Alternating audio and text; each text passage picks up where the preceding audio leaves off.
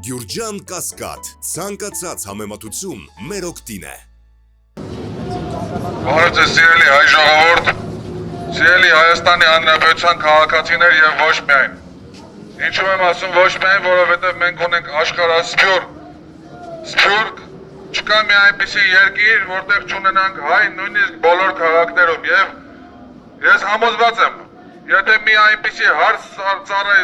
ծառս լինի Հայաստանի Հանրապետության առաջ, ինչպեսին այսօր է, մենք համախմբելով մեր բոլոր ուժերը կարող ենք լուծել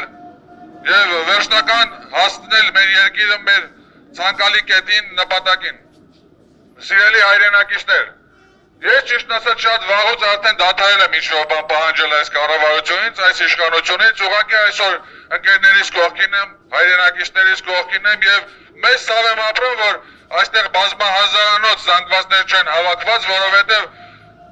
չեմ հասկանում դուք ինչի դուրս չեք գալիս այդ անտարբերության մթնոլորտից։ Մենք ունեցել ենք այնպիսի հզոր կերպարներ, ինչպես են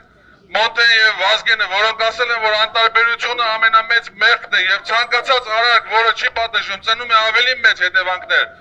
Իսկ այսօր ես համոզված եմ, մեր Հայաստանի Հանրապետության եւ ամբողջ աշխարհասփյուռ հայությունը ականատեսն է եղել այն խոսքերին եւ մեզ բազմիցս համոզել են, որ կորոնավիրուսն ինչը տնական արաղով ենք հանելու, ախտահանելու ենք, պինցետով հանենք, արաղով ախտահանենք, որի արդյունքում ունեցանք 4000 զոհ։ Արցախը հայկական է եւ վերջ գոռում եք այստեղի հրապարակից, վերահաստատում եք ձեր գոռոստները Ստեփանակերտի հրապարակից։ Մատ եք տապտալիս ունկերը վերուվար անելով եւ մեզ համոզում եք, որ ճիշտ եք բանակցում եւ բանակցում եք այն ինչ որ պետք է։ Ձեր բանակցածի արդյունքում այսօր մենք չենք կարողանում մոմ վարել Ղազանչեցոցում,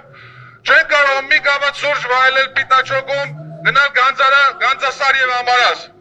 Սիրելի հայրենակիցներ, կոչ եմ անում մեր ողջ Հայաստանի Հանրապետության եւ աշխարհասփյուռ բնակչությանը։